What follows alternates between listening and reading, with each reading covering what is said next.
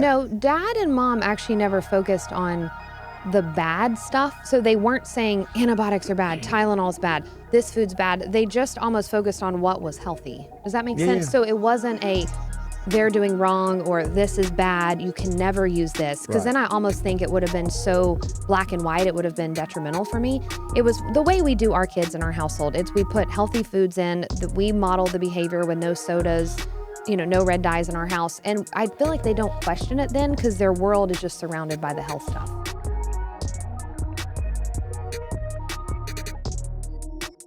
Hi, Cady Kuhlman. Hello. Did I say it right, Kuhlman? You did. You got it. Yeah. Okay, I was asking, Yep. and I was just said it's Kuhlman. Yeah. So the new Nutrition World podcast, I had your dad in because he is your dad, correct? Ed He Jones is your dad. He is. And I had him in to talk about the origins of Nutrition World, how it got started, why it got started, and how it's changed through the years. And it's changed quite a bit. I don't think a lot of people in Chattanooga that know of Nutrition World know that full backstory. But I remember starting off knowing your dad when he was over in Brainerd Village. I was a customer, and then I became a sales rep when I was in the radio business.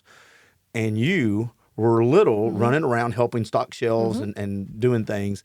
And now you're not anymore, and you're here.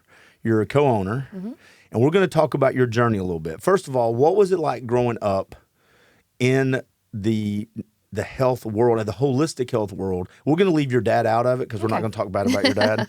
Let me look directly in the camera at your dad. We're not going to do that today. That's a different podcast. But talk about growing up in the nutrition world, that whole environment. Yeah, absolutely. So I loved growing up in a health environment. I did. But I think it's funny because there's things that I thought were very normal for a household that actually probably weren't normal. Yeah. So for instance, we carried butter to every restaurant we went to, like a stick of butter, because my parents were not okay with the quality of butter at restaurants. So I thought that was normal. I thought everyone was concerned about their quality of butter. Right. Growing up, we didn't have cereal in the house. Cereal was a huge no-no for my dad because it's basically mostly sugar, especially, Cinnamon Toast Crunch, things like that. The good stuff. Yeah, the good sweet stuff, right? Right. So no cereal. So I don't think I had cereal till like 15 or 16 when I'm over at a friend's house type of thing. So we always looked at health from a perspective of like, what's a root cause? So I never had Tylenol. I never had something to mask a symptom. And I just thought that's the way most of the country lived. So honestly, it was pretty eye-opening as I got older and saw that I probably was in somewhat of a bubble there. Yeah, with did you have growing up. Did you have instances where you mentioned going to friends' houses where they were looking at you like, what, you've never had Cinnamon Toast Crunch? Yeah.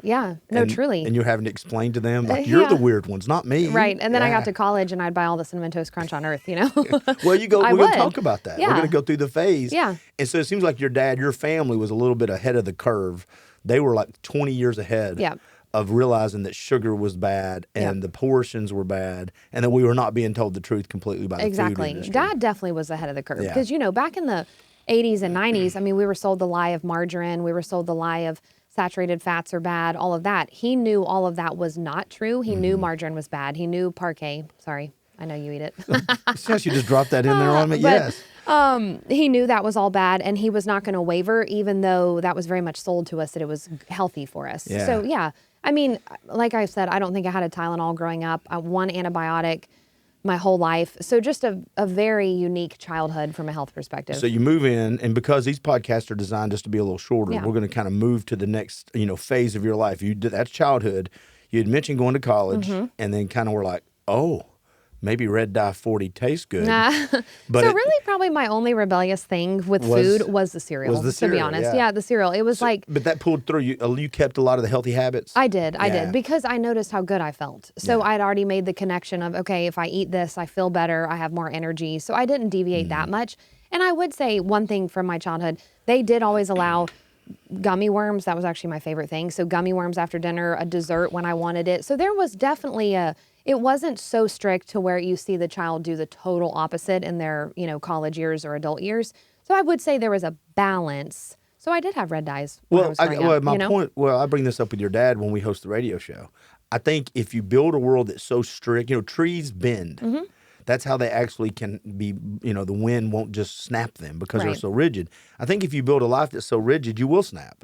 You have to build in some joys of life, some things that allow you some flexibility, and maybe it is an oops moment. It's an intentional thing, though. Right. And if you feed a little bit, you then have the majority of it that is healthy. Exactly. Yeah. So you go to college. You said you kind of went a little crazy on the cereals, but the other stuff, did you notice a difference in how you were feeling compared to your friends? I did. Yeah, I would Even say at 20s, in your I 20s? did. I was able to have a little bit more energy than they would. They were staying in bed longer. They weren't getting up and, as quickly as I was, different things like that. So yeah, I always kind of had the connection made early on. Okay, with the this health. is going to be a weird question, and we'll answer it as quickly or as long as you want to, and then we're going to transfer. We're going to kind of transition over, pivot over to being a mom. Yeah. Was there a downside to having so much focus on the science behind the medicine and the food? In other words, is there part of you that you were so aware of things that you got like, okay, I'm focusing too much on health? No, that's a good question. Yeah. No, Dad and Mom actually never focused on the bad stuff. So they weren't saying antibiotics are bad, Tylenol's bad, this food's bad. They just almost focused on what was healthy. Does that make sense? Yeah. So it wasn't they're doing wrong or this is bad, you can never use this. Because then I almost think it would have been so black and white, it would have been detrimental for me. It was the way we do our kids in our household. We put healthy foods in, we model the behavior with no sodas, no red dyes in our house. And I feel like they don't question it then because their world is just surrounded by the health stuff. Well, and That again, I makes like, sense. yeah, it does. And I like it. You're giving them the options, and they also were giving you a little bit of the other so you could have it. It wasn't like you felt deprived. Right. Do you like the new shift in the country towards the focus on ingredients in the food, the Oh, focus absolutely. on what we're putting in our body, even from the medical industry? Is that something that is right in your wheelhouse? Absolutely. It has to happen. I mean, we're so behind compared to other countries. Other countries, you turn a cereal box over, they have 8 ingredients on that cereal. We have 48 ingredients. That's stupid. It just is. Isn't it weird? You see the pushback coming from people sometimes, because I've heard it in conversations here, right? For years, we've been talking about how as a society, we're getting bigger. We're getting more unhealthy. The diabetes, the heart conditions, it's like we're getting sicker. Everybody acknowledges it. And then when someone comes along that tries to refocus it, everybody goes, but wait a minute. Yeah. This is crazy. And I'm like, is it crazy, or are we crazy for just doing the same thing Right. and expecting different results? Exactly. Yeah. No, absolutely. Because we look at other industrialized countries and we're one of the sickest, and we actually have a shorter lifespan than other countries. We do. So 74 for men and I think 78 for women. Other countries are upwards of getting into their 80s with both men and female. What's going on? We have to look at the toxins in our food. We have to look at the dyes. We have to look at the additives, the preservatives.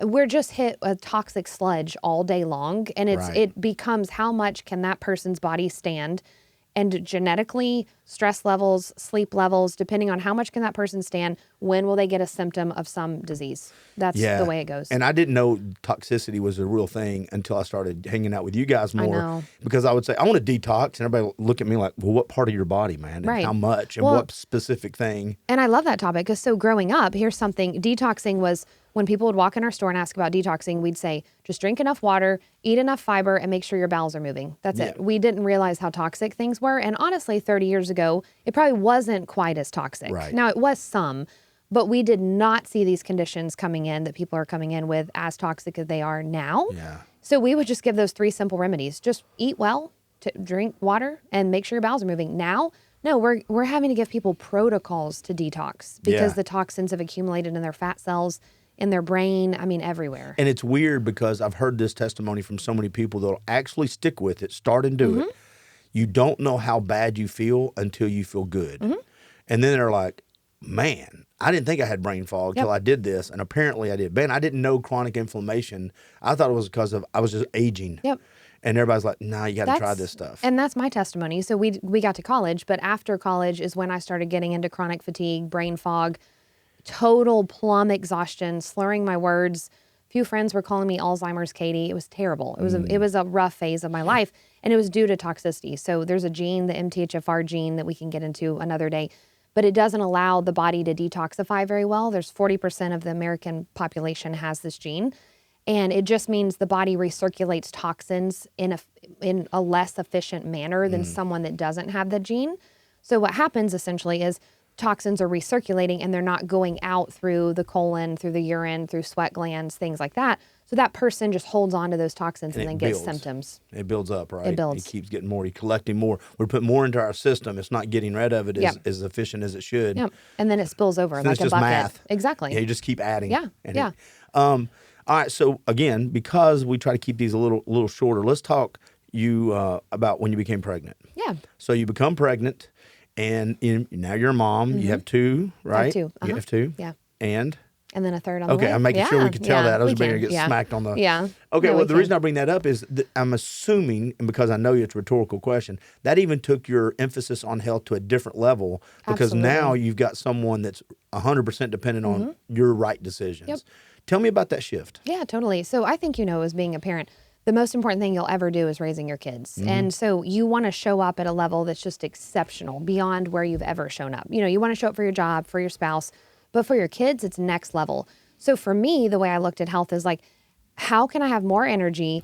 How can I be a more grounded, positive person? And how can I show up at pretty much all day long at all avenues of life as the best person I can be?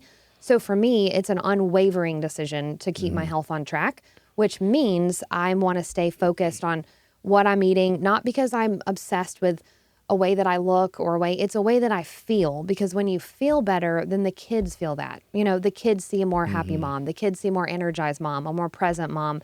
So I would say that this is probably the most strengthened in my wellness and health journey than I've ever been, because it matters the most now to me. Yeah, and a couple things, and then I'm going to give you the platform back. So a couple things. One, to affirm what you said. I know it's true for dads. I also know it's true probably even to a different degree for moms, especially working moms, and even all moms are working. 100% Right. of moms work. I understand that.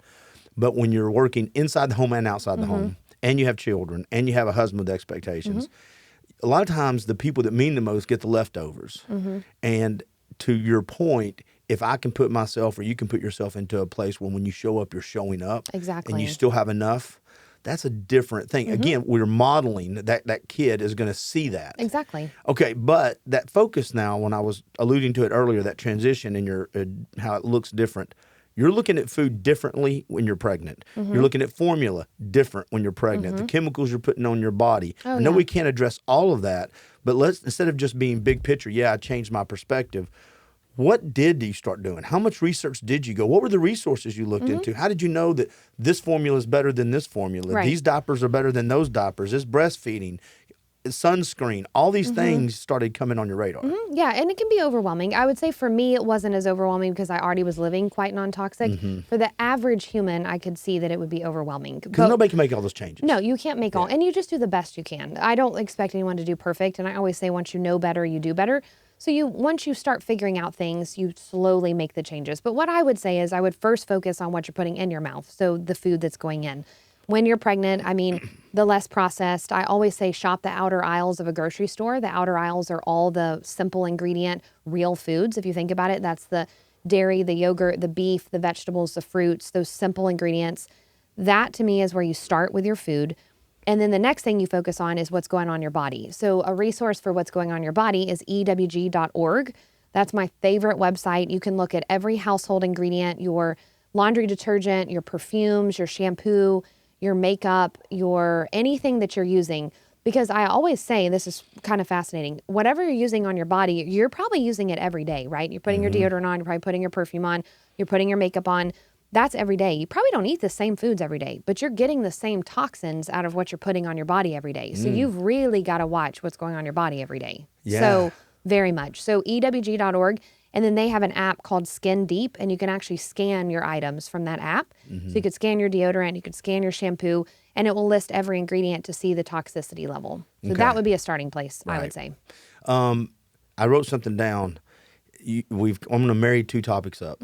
If you're trying to show up with enough energy, and I've got to feed, I've got to take care, I've got to make sure I'm the mom I want to be, the wife I want to be. But there's also this thing of convenience. If it can be fast and thrown in the microwave, that's great. That helps me out. That's a hard line to walk. It is. So we don't have a microwave, so I don't even know about that life. See, I had it removed from my house. That is fantastic because you remove the temptation just to make it easy. Well, I wasn't going to be tempted. My husband might be tempted. He still says, "Man, I'd like to throw a hot pocket in there occasionally." I'm like, "Stop." So no, everything. It goes in the oven or it's heated up on the stove. I don't even question that anymore. Now, I remember growing up, my grandma, she lived to be 98 years old. She cooked our chicken from raw to cooked in the microwave for 18 minutes while we sat there at the dinner table blasting it by our heads. So, there's obviously there's things can work for some people. Are there other podcasts or sources? You gave that one source out. Let's say, and let's stick on just women who are either pregnant or moms and say, I want to be a more healthy mom, either because my kid in me, my child in me is depending on that, or I want to model or be, more healthy for my child. Yeah. Are there other places you go? Yeah, there's two books I like to recommend. So The Mama Natural, it's my favorite book. A lot of people, maybe even of your generation, would remember the book, like the Week by Week book. That Hold on, look in the camera. I had to say that. My generation. Continue on, the Week by Week The book. Week by Week, like what to expect. I think that's what it was called. This we had is it. Thank you. okay. This is kind of like the more natural, holistic version for the moms nowadays. So it tells foods to eat. It tells herbal remedies. It tells what nutrients you should be taking. It tells what you should expect. It's a wonderful book. So The Mama Natural, I love that one. And then the second one is Raising Healthy Babies and Kids by Aviva Romm. It's wonderful. Okay. And that's going to be remedies for the children once they're born. So when you're home and you've got a newborn or you've got a toddler and they're sick and you don't know what to do, you don't know what herb is safe, you literally have an index that tells you every single type of situation and you flip to it and then you're given the natural remedy. So that's very empowering because it's nerve-wracking to be a mom when you're not well-versed in this industry. Well, if you're only given one tool, and that's all, and I'm not saying anything with the medical world, I get it. Everybody needs medicine from time to time. Yes. I'm probably not as far as you are on that, but I will say, if that's the only tool I have, then it become very nervous. One, do I have access to it all the time, right? In time, and second, if I'm not comfortable with that, do I have alternatives? If I don't have any, if all I have is a hammer in the toolbox, everything must be a nail. Yep. So you're just about putting other tools in the toolbox. How about Facebook or social media groups or podcast? I don't know where you get. I just know there's other sources I've heard you talk about where you can go and get some best practice stuff from. Why is nothing coming to my mind? Isn't there one called Natural Mama or something? There's a Facebook group I thought that was out there that you had. Oh, there's a website I love, Mamavation. Okay. And so it rates all formulas. It rates prenatals. It rates mom products. Right. It rates topical stuff for moms. Mamavation. It's a really good website. The Mama Natural is the book I recommended. Do you carry products in here though for this kind of stuff? I'm asking that rhetorically. Oh, yeah. That's what I want to say. Absolutely. So if people here locally or want to shop, you are a good source to come in here. Absolutely. And then I do want to say one of my favorite lines we carry in our store is called Dr. Green Mom. It's made by a pediatrician. So that automatically makes moms feel comfortable that a pediatrician knows enough about herbs to make her own tinctures. So what she does is she makes a nature's antibiotic remedy. She makes a nature's ibuprofen remedy. And it's pretty powerful that she's able to put these on a label, make it all through herbs, and then she doses it on there by weight. So the mom can go home and say, okay, my child's 9 months old. How much do I take? Oh, the child weighs 10, 12 pounds. Okay, I'm going to dose it by that. Because it just removes the guesswork out of it. It removes makes you the more guesswork. confidence in it. Yes, and I would suggest for mom to keep those on hand because when the baby's sick is when you panic, right? Right. So you're at home, and then the only things open is Walgreens, or all you have is Tylenol. You do what you have, right? So you stock more things, and then you feel more empowered. Well, just like you have a medicine cabinet. Yep. For people who do take a lot of ibuprofen, you've got it in your system, right? I've got it there. So when I need it, it is there waiting on me. I will say we should do a separate podcast in about 3 or 4 weeks, and we should spend time on formulas. Yeah, I would love that. Don't you think it'd be good? Absolutely. So people should start going down that rabbit hole right now, right? Right now. How did you, real quick, let's end it with that. Yeah. And how did you get into the formula rabbit hole? Because I've heard that a bunch. Look at your body language change completely. It's kind of a monopoly. It's kind of it's like a mafia situation. I would say it's gangster. Yeah, it is. So there's basically 2 companies that own every single formula that's on Target shelf, that's on Walmart shelf, and they're going into doctors' offices or pediatricians, and they're selling them on why those 2 formulas, or the 2 formula brands, are the only ones that babies should be on. And it's idiotic because if you look at the ingredients, it's high fructose corn syrup, which is damaging to the liver. It is not easily processed. It's not healthy. There's nothing healthy out of high fructose corn syrup. And then the number 1 allergen to babies is cow's milk. We weren't meant to drink cow's milk really ever, but especially the first year of life. So when babies are put on that and they're colicky and they're spitting up and they're screaming and they're unhappy, and then they're put on a PPI or acid reflux, medication. No, it's not addressing the issue. So there's alternatives. Yes, we look at other countries, they're doing goat's milk. Now, not goat's milk just raw they're doing goat's milk formula. So it is a very nutrient-based, formula. Obviously, breastfeeding is number 1, but if that can't happen, goat's milk, 100%. Yeah. But that's way deeper than that. Yeah. And we'll talk about We can that get on into another that. podcast if you'd be okay with that. Yeah, This was absolutely. fun. Yeah. We went quick. I think we did good.